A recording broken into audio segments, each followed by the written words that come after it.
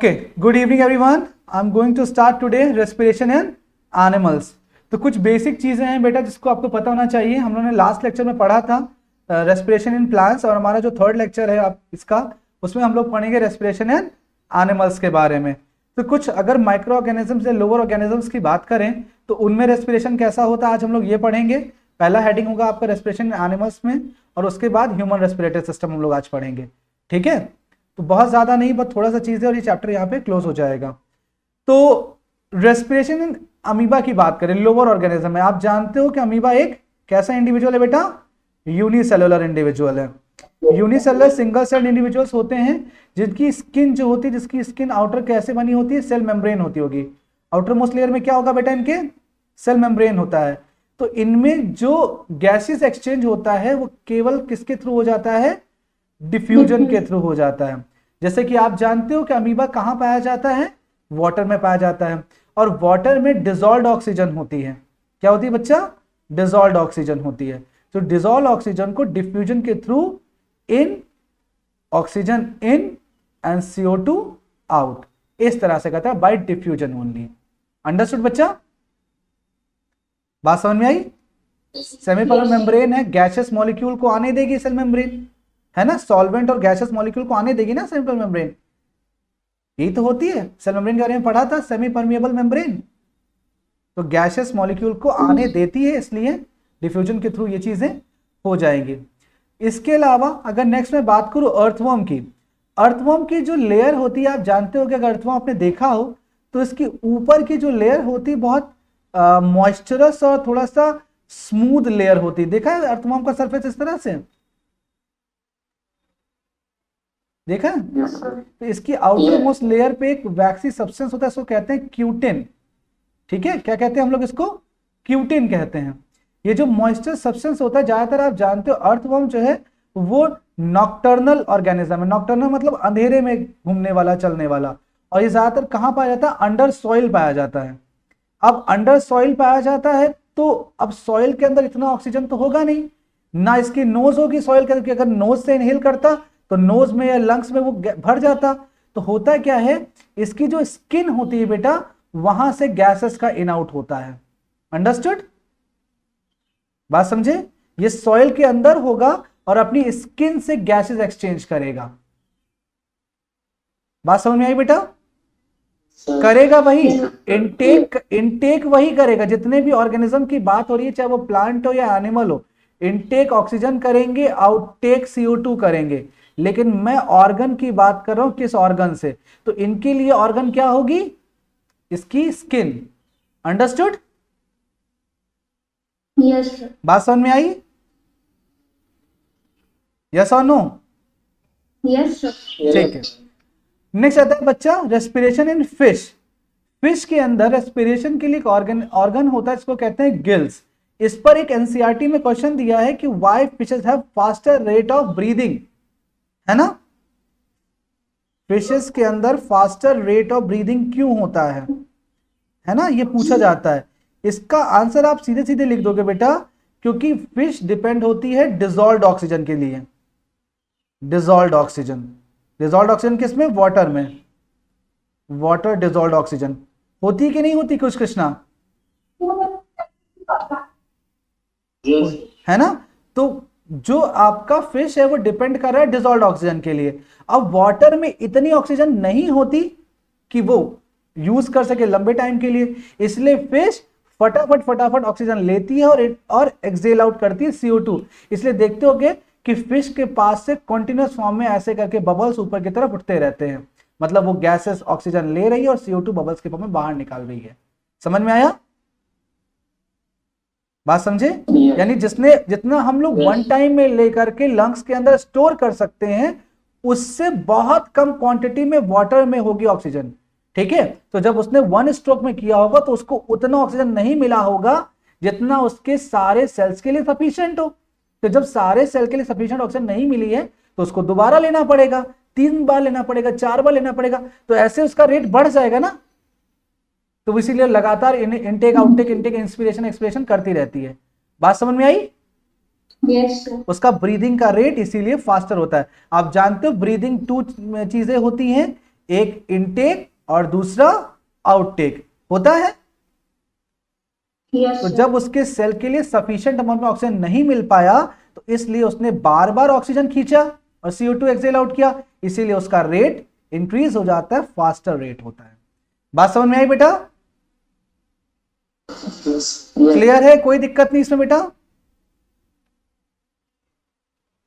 पक्का कोई दिक्कत नहीं इसमें? हाँ बच्चा ईशान बोलो। सर अगर आपको किसी ऐसे रूम में बंद कर दिया जाए जहां पे ऑक्सीजन नहीं है तो आप बार बार ऑक्सीजन खींचना शुरू कर दोगे, कोशिश करोगे ज्यादा से ज्यादा ऑक्सीजन आपको मिले ना। तो जिस जगह पर होती है फिश वहां पर उसको डिपेंड होना पड़ता है जितना डिजॉल्व ऑक्सीजन है वाटर में, है ना, तो उतनी तेजी से तो खींचेगी। अगर फिश को वाटर से बाहर निकाल दो तो फिश को अगर आपने वाटर से बाहर निकाल दिया, यहां ऑक्सीजन सफिशिएंट है, लेकिन बेटा उसको एब्जॉर्ब करने के लिए उसके पास ऐसा कोई ऑर्गन नहीं है, क्योंकि गिल्स कहां काम करते हैं? केवल अंडर वाटर। बात समझे? यस और नो? ठीक, इसी का रेसिप्रोकल कर दो, यानी हम लोग को डाल दो पानी में।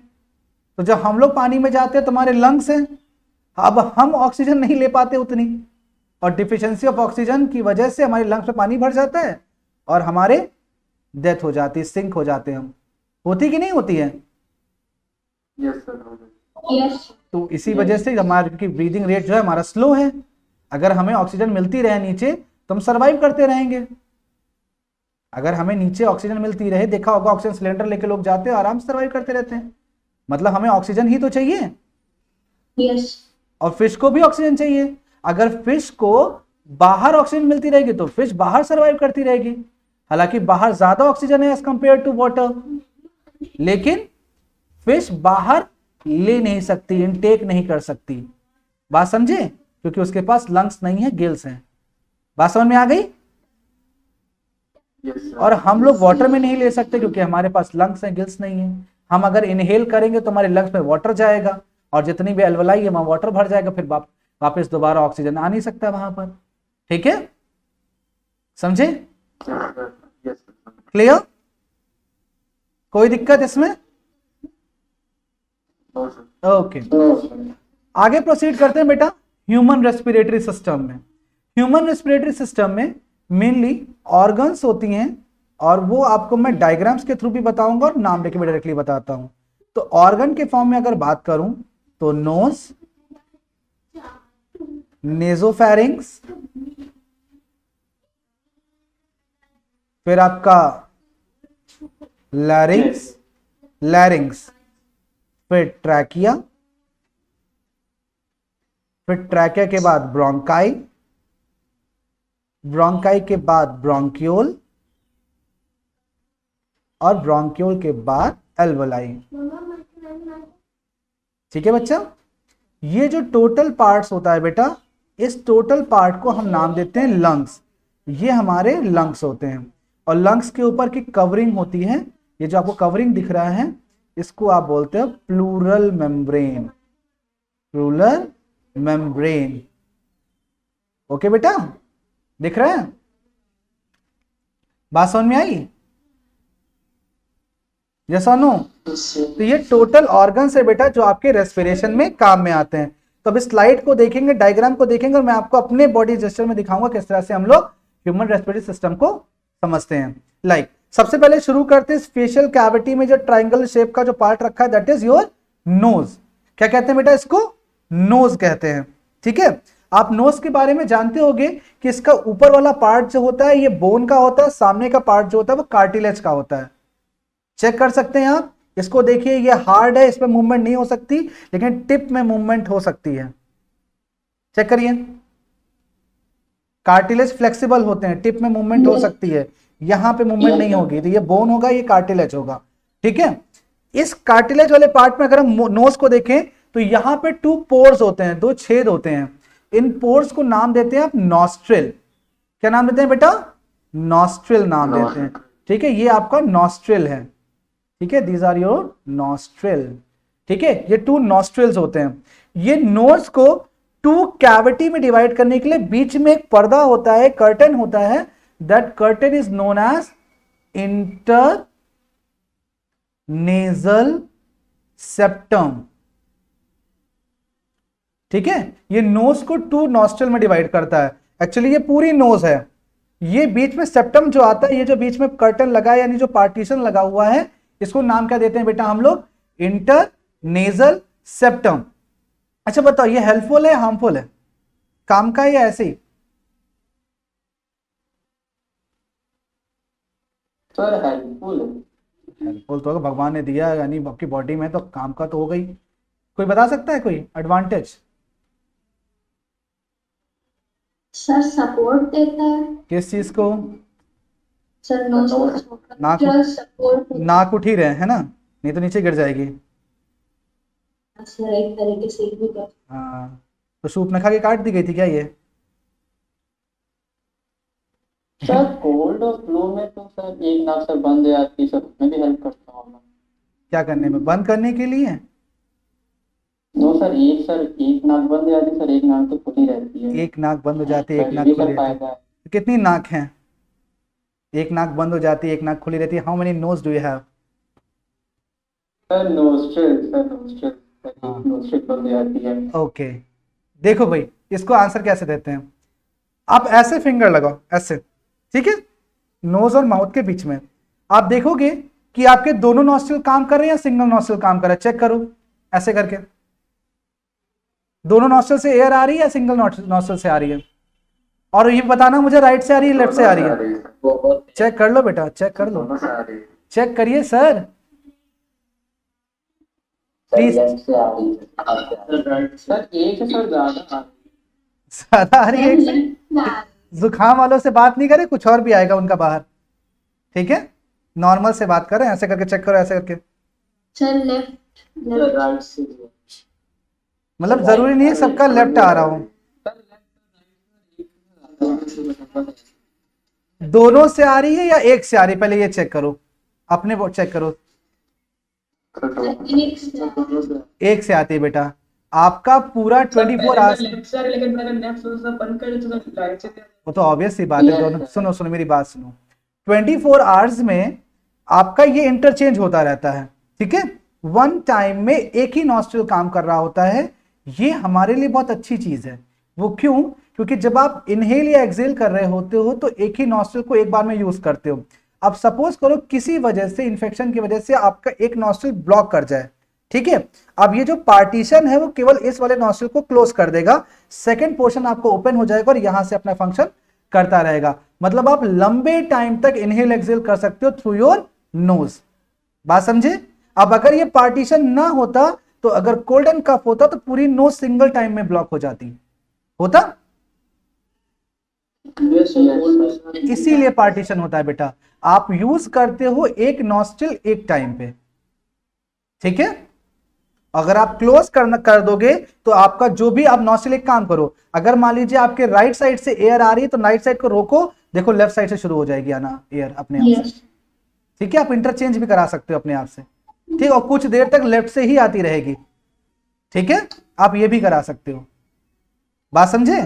तो अब ये सोचिए पार्टीशन का आपको हेल्प मिला है कि अगर मान लीजिए कुछ टाइम के लिए आपके नोज से एयर पास नहीं हो रही है, देन क्या होगा? आप सेकंड वाले नोज कॉलम से यानी नोस्ट्रिल से आप एयर को ले सकते हैं या दे सकते हैं। अंडरस्टूड बच्चा? जब दोनों ब्लॉक होता है तब हम माउथ से शुरू करते हैं करना। ठीक, जब दोनों कॉलम ब्लॉक्स हो जाते हैं, जब जुकाम होता है ज्यादा, तो हम किससे करते हैं इनहेल? माउथ से करते हैं। ठीक है, समझ में आया? ओके, जब नॉस्ट्रिल की हम लोग बात करते हैं बच्चा, तो नॉस्ट्रिल की जो इनर लेयर होती है, सपोज करिए ये आपका नॉस्ट्रिल है, नॉस्ट्रिल की जो इनर लेयर होती है बेटा, ये म्यूकस प्रोटेक्टेड होती है। कैसी होती है बेटा? म्यूकस प्रोटेक्टेड, यहां पे म्यूकस लेयर होता है। कहते हैं हमारी बॉडी में बेटा टोटल 5 ऐसे रास्ते हैं जहां से कोई भी लिविंग ऑर्गेनिज्म एंट्री या एग्जिट कर सकता है। जानना चाहोगे कौन से? यस। ठीक, 5 रास्ते ऐसे जहां से कोई भी लिविंग बीइंग एंटर और एग्जिट कर सकता है।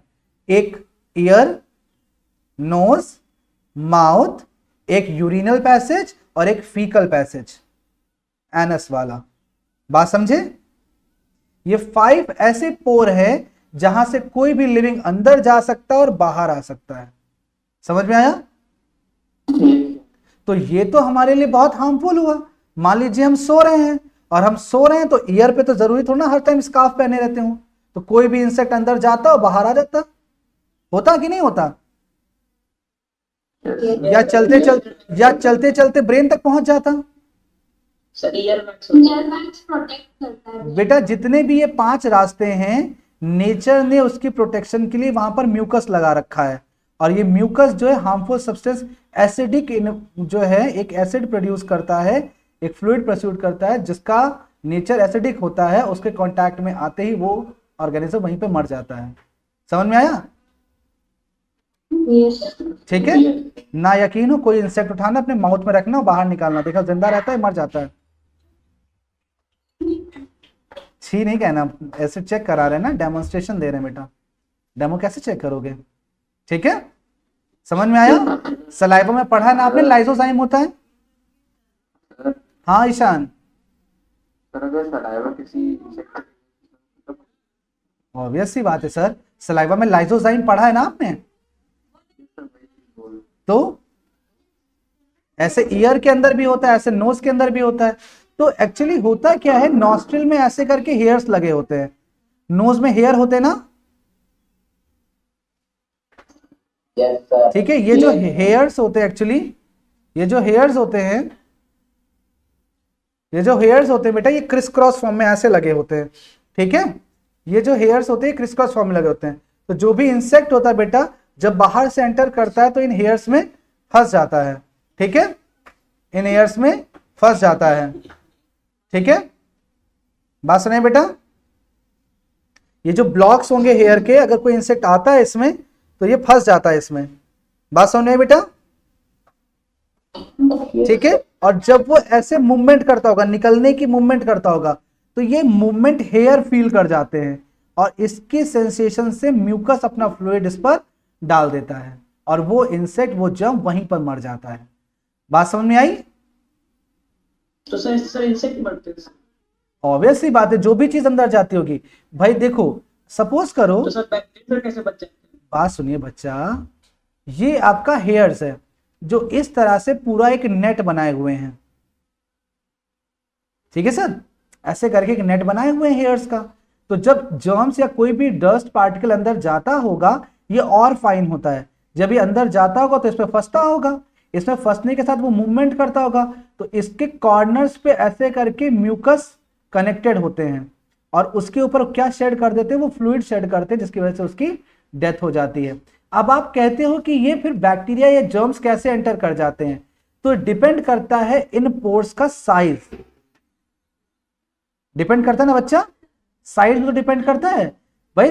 जितना इस छलनी का, इस सीप का साइज होगा, उसी साइज के पार्टिकल को तो रोक पाएगी ये। बोलिए ऐसा नो। अगर कोई जर्म्स इन साइज से भी छोटा है तो वो तो फिल्टर कर गया, हो जाएगा ना। तो अब क्या कर सकते हो, कट अंदर रिमूव तो नहीं कर सकते ना हेयर। और दूसरी चीज, हमारी ब्रीदिंग हैबिट, हम नोज के साथ साथ माउथ से भी ब्रीदिंग करते हैं, और जब माउथ खोल के ब्रीदिंग करते हैं तब तो कोई हेयर नहीं है ना माउथ के अंदर, तब तो हम इनहेल कर। तो सर सलाइवा जब आपकी टंग रोल नहीं करेगी तब सलाइवा निकलेगी? जरा चेक करके देखो एक बार, आप टंग को एक जगह पे स्टे करा दो, उसके बाद देखो सलाइवा निकलेगी? No sir. फिर ब्रीदिंग के टाइम टंग चलाते हो कि एयर को भी च्यू करके खाते हो, अंदर जाते हो? नो क्या एयर के लिए च्यू करना पड़ता है आपको? नो। तो फिर तो क्या ब्रीदिंग के टाइम पे टंग चलाने की जरूरत पड़ती है?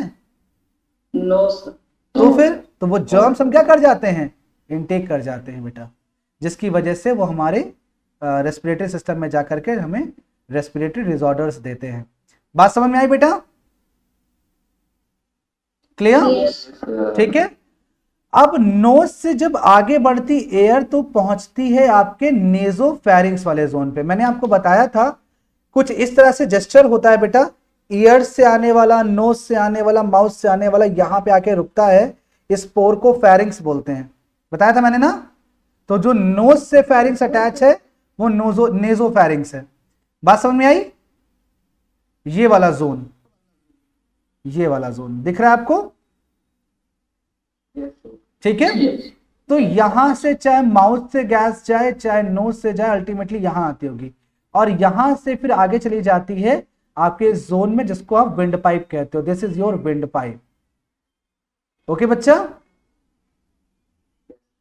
ठीक है। यहां विंड पाइप में जाती है। विंड पाइप में जाने से पहले बच्चा एक इस तरह का एक ऑर्गन लगा होता है। This organ is known as larynx. Okay, this organ is known as larynx. Larynx को दो तीन नाम और दिया जाता है, लाइक एक होता है voice box, voice box, sound box, Adam's apple, ये नाम दिया जाता है। सुना होगा आपने, है ना, जूनियर क्लासेस में पढ़ा होगा। वॉइस बॉक्स, एडम्स एप्पल, सुना है, साउंड बॉक्स। ठीक है, ये एडम में होता है, मैडम में छोटा होता है। बात समझ में आई? यस एडम में होता है और मैडम में छोटा होता है ना। लेकिन बोलता कौन ज्यादा है, एडम या मैडम? सर, जो बॉयज या मैन होते हैं उनमें एनलार्ज एडम्स एप्पल होता है। Yes yes yes, that is why Adam apple. Adam word किसके लिए है? मेल के लिए है बच्चा। ठीक है, मेल में दिखता भी है यहाँ पर, ये वाला वॉइस बॉक्स है। ठीक है, कुछ कमजोर लोग होते हैं उसमें ज्यादा ही दिखता है। लोग कहते हैं ना कि वीकनेस का एक साइन है, होता है ना। तो ये एडम्स में जो होता है, जो मेल होता है बेटा, इसका साइज 4 to 6 सेंटीमीटर होता है। ये मेल में साइज है, और फीमेल में साइज जो होता है 3 to 5 सेंटीमीटर होता है। छोटा होता है, कम दिखता है उसमें। ठीक है, बात सुने बेटा। इसके अंदर बेटा, हाँ बच्चा, इसके अंदर इस तरह का सी शेप का आपको दिख रहा होगा ना, मैंने डिफरेंट कलर यूज किया यहाँ पर, टू डिफरेंट कलर, इस टाइप का टू मेम्ब्रेनस स्ट्रक्चर होता है। इसको आप कहते हो वोकल कॉर्ड। ठीक है, वोकल कॉर्ड कहते हैं इसको बच्चा हम लोग। होता है क्या, आपने विसल देखी है बेटा, जो नॉर्मल यूज करते हैं विसल, उसके अंदर देखा होगा एक बॉल पड़ी होती है जिसकी वजह से साउंड प्रोड्यूस होता है। इसके अंदर यहाँ पे ऐसे विसल पड़ी होती है, देखा है ना, इस तरह से। इसी के मूवमेंट, आप इसमें एयर ब्लो करते हो, इसके मूवमेंट से साउंड प्रोड्यूस होता है ना। तो एक्चुअली जब आप इनहेल एक्सेल कर रहे होते हो, तो ये जो मेम्ब्रेन लगी है ना वोकल कॉर्ड, इसमें ऐसे ऐसे करके वाइब्रेशन होता है, और जब ये वाइब्रेशन होता है उसकी वजह से साउंड प्रोड्यूस होता है।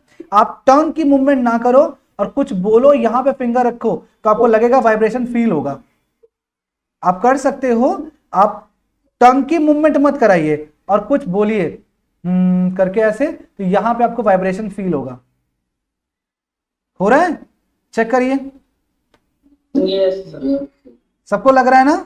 Yes sir. एक्चुअली जो साउंड प्रोड्यूस होता है वो लैरिंग्स से प्रोड्यूस होता है हमारे, और जो हम वर्ड या शब्द बोलते हैं ये हमारे टंग, तीत की वजह से निकलते हैं। अंडरस्टूड? हमारे टंग तीत के अलग अलग पार्ट को टच करती है, जिसकी वजह से अलग अलग वर्ड निकलते हैं। हिंदी में पढ़ा होगा कृंतक, दंतक, पढ़ा है वर्ड्स। कुछ ऐसे अल्फाबेट होते हैं जो तीत के आगे के पार्ट को टच करने पे निकलते हैं। कुछ ऐसे वर्ड होते हैं जो आपके थ्रॉट से निकलते हैं डायरेक्टली, पढ़ा है ना? यस सर, आंसर वो से तो हाँ, जो वो आपने अगर काका का पढ़ा हो तो आप यूज कर सकते हो। अगर पूरा आपके पास लिखा हो तो आप उससे चेक कर सकते हो माउथ के किस पार्ट से कौन सा वर्ड निकाल रहे हो।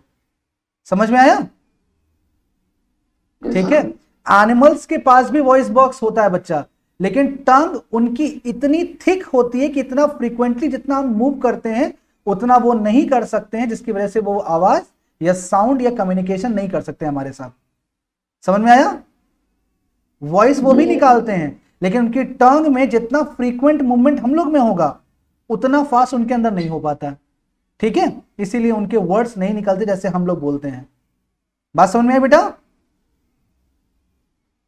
उनकी टंग जो होती है थोड़ी सी थिक होती है। क्लियर? वो केवल टेस्ट के लिए यूज करते हैं बच्चा।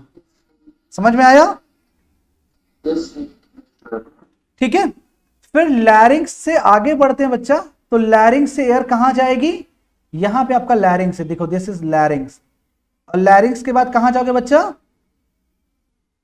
ट्रैकिया में। ये जो आपको सिल्वर कलर का पाइप दिख रहा है, ये क्या है बच्चा, ट्रैकिया।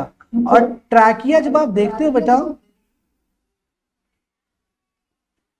ये आपका सिलेंड्रिकल पाइप होता है बेटा। एक क्वेश्चन इस पर भी आता है कि इसमें ऐसे ऐसे करके कार्टिलेज के रिंग पड़े होते हैं बेटा, दिख रहे होंगे आपको, जैसे आपके वॉश बेसिन वाले पाइप्स में होता है, दिख रहा है इस तरह से, ये देखो आपको दिख रहा है। ये एक्चुअली क्या करते हैं, ये रिंग लाइक स्ट्रक्चर होते हैं, लगभग 16 to 20 पड़े होते हैं, ठीक है, 16 to 20, ठीक है। ये हटा दे रहा हूं, यहाँ पे क्लियर लिख नहीं रहा है, कितना होता है, 16 to 20 होता है, ठीक है, 16 to 20 होता है बच्चा। ये काम क्या करता है, अगर आप अचानक से इनहेल या एक्सहेल कर दो तो होता है कि आप जैसे अब आप नॉर्मली देखते होगे जब आप जूस पीने जाते हो कि पहले लोग नॉर्मल स्ट्रॉ यूज करते थे, और नॉर्मल स्ट्रॉ में अगर अचानक से सक कर लो तो उस पाइप जो है बीच से ऐसे स्टक होता था, देखा है, जिससे आपका नीचे से जूस ऊपर नहीं आता था। और आजकल जो मॉडर्न स्ट्रॉज यूज होते हैं जूस के शॉप पर, उसमें देखा होगा यहां पर बीच में ऐसा रिंग लाइक स्ट्रक्चर होता है, और फिर ऐसे होता है ना, इस तरह से आप कितने भी प्रेशर से खींचो ये कोलैप्स नहीं करेगा, यहां पर होता है। पहले नॉर्मली ऐसे वाले यूज किए जाते थे, ऐसे वाले जो आज भी नारियल पानी वाले यूज करते हैं, है ना, होता है। तो इसलिए क्या होता है कि अचानक से अगर आप इनहेल या एक्सहेल कर दो तो आपका ये पाइप एकदम से क्लोज ना हो, चोक ना हो जाए, तो इसीलिए पड़े होते हैं बेटा, ये सडन कोलैप्सिंग को अवॉइड करते हैं। अगर अचानक छींक आई आपके, तो छींक आने के बाद तो ये बंद होना चाहिए था, है ना, पता चला पेपर में न्यूज आई छींकते ही इंसान मर गया, क्यों, क्योंकि अगला गैस इनटेक ही नहीं कर पाया, उसका तो ट्रैकिया कोलैप्स हो गया होगा। बात समझे, तो स्नीज करने के बाद सर हार्ट स्टॉप हो जाता है कुछ सेकंड के लिए, हाँ उस टाइम के लिए बॉडी की फंक्शनिंग कुछ टाइम के लिए स्टॉप हो जाती है, क्योंकि ब्रेन स्टॉप होता है ना उस टाइम के लिए, ठीक है। कहते हैं 50,000 सेल्स आपके ब्रेन के मर जाते हैं, ठीक है।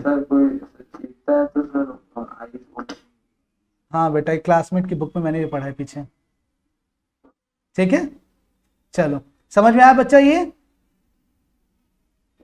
यस और नो, समझ में आया, ठीक है।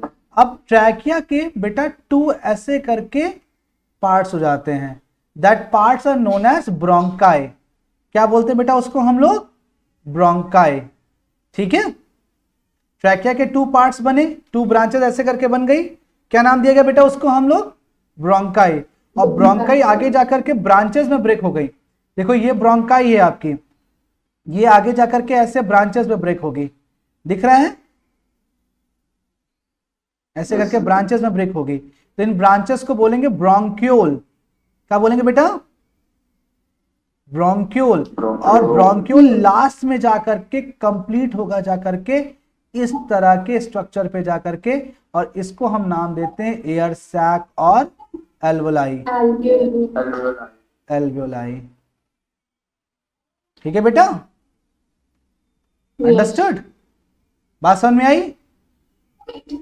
तो यहां से एयर एंटर करती है और एल्वोलाई तक जाकर के वो कंप्लीट होती है एक्सचेंज के लिए, ठीक है, बात समझे।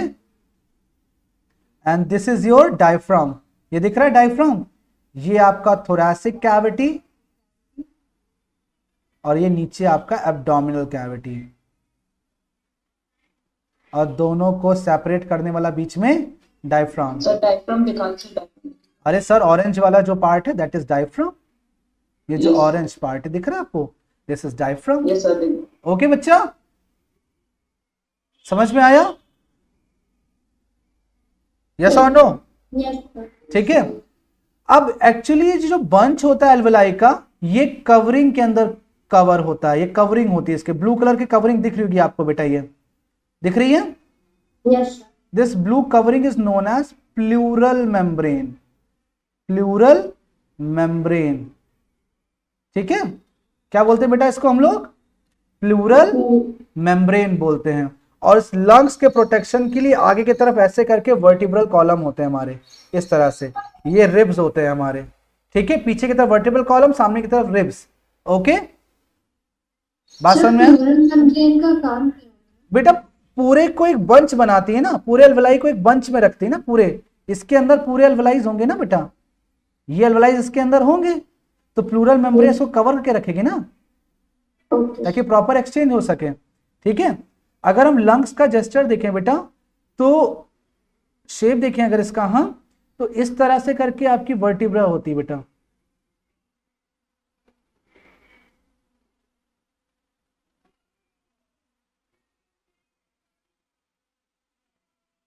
इस तरह के रिब्स होते हैं आपके ना, देखा होगा एक्सरे में, देखा होगा, ठीक है। इसके पीछे आपका ऐसे करके लंग्स रखे होते हैं बेटा, ऐसे करके, ठीक है, इसके पीछे ऐसे करके लंग्स रखे होते हैं। बात सुनाए बेटा, बात सुनाए बेटा? ओके, अगर रिब्स के बारे में जानना चाहते हो तो we are having 12 pairs of ribs. How many? 12 pairs of ribs. Ribs हमारे पास 3 टाइप्स की होती है बच्चा, ठीक है, we are having 3 types of ribs. कौन कौन सी? ट्रू रिब्स,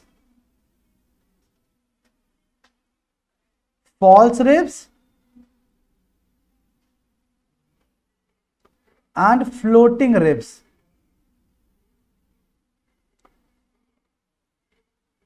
ठीक है बेटा, true ribs, false ribs and floating ribs. जो फर्स्ट 7 पेयर होता है इनको हम ट्रू रिब्स बोलते हैं। क्यों?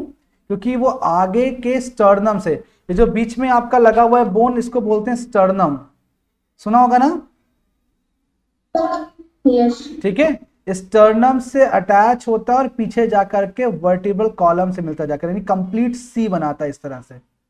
ये आगे का स्टर्नम और ये पीछे का वर्टिब्रल कॉलम, समझे? समझ में आया?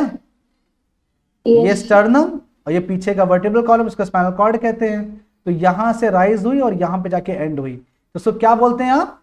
ट्रू रिब्स बोलते हैं बच्चा, ठीक है। बात समझ में आई? ये ट्रू रिब्स होती है बेटा। आज कुछ कृष्णा कुछ पूछ नहीं रहा है, समझ में आ रहा है क्या सारी चीजें बेटा,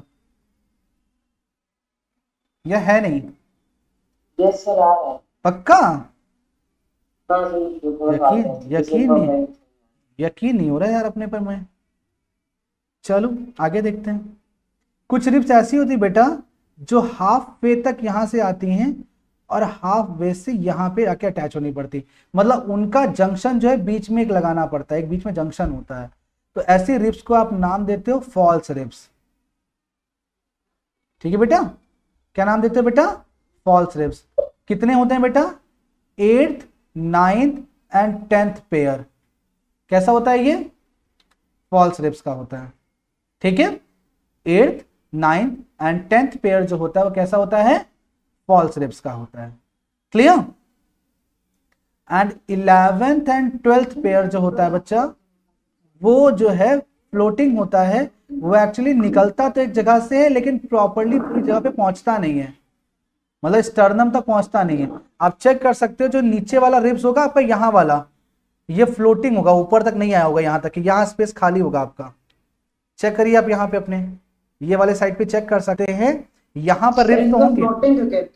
फ्लोटिंग बेटा एक्चुअली प्रॉपर अटैच नहीं है, फ्लोट कर रहे हैं उस कैविटी में, उस कैविटी में फ्लोट कर रहे हैं, यस समझे, इसलिए फ्लोटिंग बोलते हैं। हाँ बच्चा ईशान। फॉल्स